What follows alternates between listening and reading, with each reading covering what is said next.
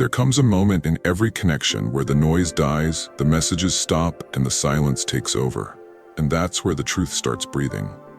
Not in the dates, not in the conversations, not in the promises, but in that quiet space where both of you disappear into your own world. When you both stop contacting each other, real game begins, Stoicism. Because silence isn't the end. Silence is the test that exposes everything. We live in a time where people think attention equals value and instant replies equal love.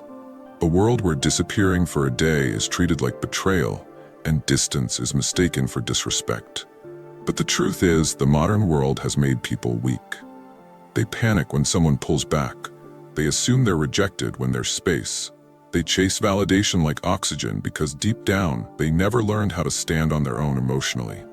When contact stops, most people crumble. They overthink, they spiral. They reach out first, not from love, but from fear of losing control of the situation. And that's exactly why this moment matters. Because when two people pull back at the same time, the entire dynamic resets, and the real psychological game quietly begins. The Stoics believe that separation reveals character more than connection ever could. Marcus Aurelius once wrote, "You see a person's truth in how they behave when you remove what comforts them. And nothing removes comfort faster than silence. When contact fades, ego rises, fear rises, desire rises, but so does clarity." Stoicism teaches that when two people withdraw, the one who stays grounded becomes the one who controls the direction. Not because they play games, but because they move from strength, not attachment. And that shift is where everything changes. When both people stop contacting each other, the first thing that happens is mental projection. The mind starts filling in the blanks with stories. Did they lose interest? Did I say something wrong? Are they talking to someone else? The brain hates uncertainty, so it creates narratives to protect your ego. But here's the twist. Those stories say far more about you than about the other person. In truth, silence triggers whatever insecurity already existed inside you. If you fear abandonment, the silence becomes terrifying. If you need validation, the silence feels like punishment. If you never felt chosen, the silence becomes proof of your worst beliefs. But if you're stable, grounded, and self-defined, the silence becomes peaceful.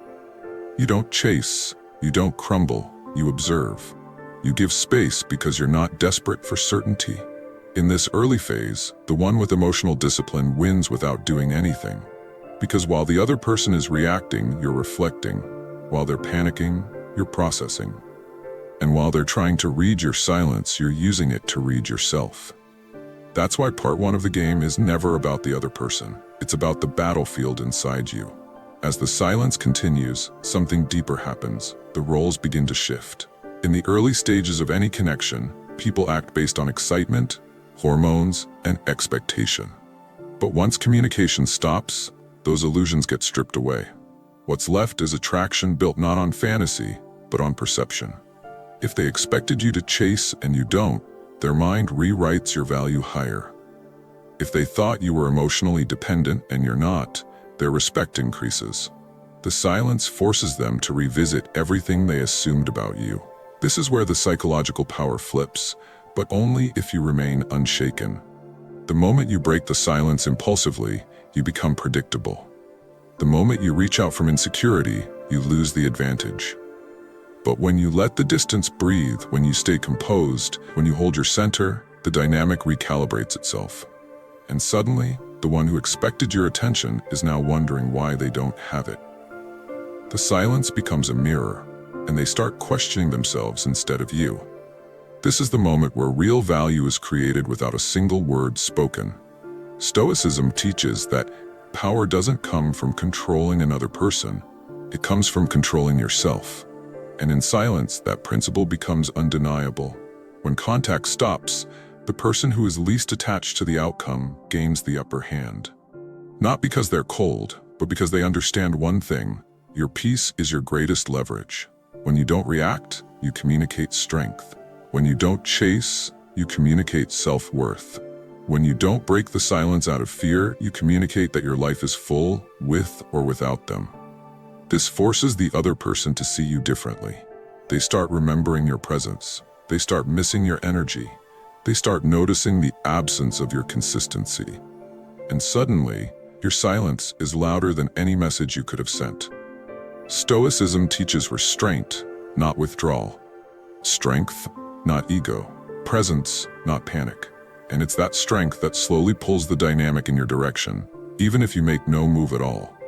If you're watching this right now, there's a good chance you've been in this situation. Maybe it's happening to you right now. Maybe you're confused, frustrated, or wondering if you should reach out first. Listen carefully. Your next move determines everything. Not because it decides the relationship, but because it defines you. Are you someone who collapses the moment uncertainty hits? Or are you the kind of man who stays composed in silence? The kind who doesn't negotiate for attention? The kind who knows his presence carries weight? When communication stops, your instinct will be to react emotionally. But if you want respect, attraction, and clarity, you must respond stoically. This moment is not a punishment, it's a filter, and you must pass through it with strength. During this silence, the goal is not to manipulate.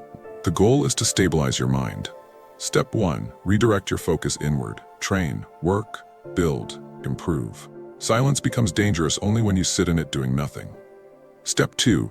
Observe the dynamic without interfering. If they return, they reveal desire. If they don't, they reveal truth. Step 3. Do not reach out from insecurity. Only approach from clarity, not need. Step 4. Remember that this phase is a test of emotional grounding. You are building resilience, boundaries, and self-respect. Step 5. Don't post for attention. Don't try to trigger a reaction. Don't break your frame. Let time work. Let space work. Let your absence reveal what your presence made them feel. Stoicism isn't about silence, it's about control. Control your impulses and you control the outcome. This is the phase where your emotional silence becomes their mental noise. You become a question they can't answer, an unfinished chapter they keep rereading. Humans are wired to chase what withdraws with dignity. The moment they feel you slipping into your own life, into your own mission, into your own momentum, they feel the shift. They wonder what you're doing, who you're becoming, and why you don't seem affected. Your silence becomes mysterious, heavy, powerful. And that's when their curiosity turns into concern, and their concern turns into desire. Because nothing is more attractive than someone who refuses to be emotionally conquered. At this stage, you finally understand the Stoic truth. Distance reveals more than closeness ever could. Epictetus said, "Circumstances don't make the man, they reveal him." And silence is the circumstance that reveals everything. It shows who panics, who stays calm, who respects themselves, who acts from insecurity, who acts from strength, and who sees you as valuable enough to bridge the gap. You learn more about a connection in 10 days of silence than in 30 days of constant texting. Not because silence is romantic, but because silence is honest. And if this person is meant to stay in your life, they will return. Not because you chased, but because your stillness reminded them of what they risked losing. So remember this. When both of you stop contacting each other, the real game begins. Not the game of manipulation, but the game of clarity. If they return, good. If they don't, better. Because either way, you win. Silence is not your enemy. Silence is your filter. Use it, respect it, and rise through it.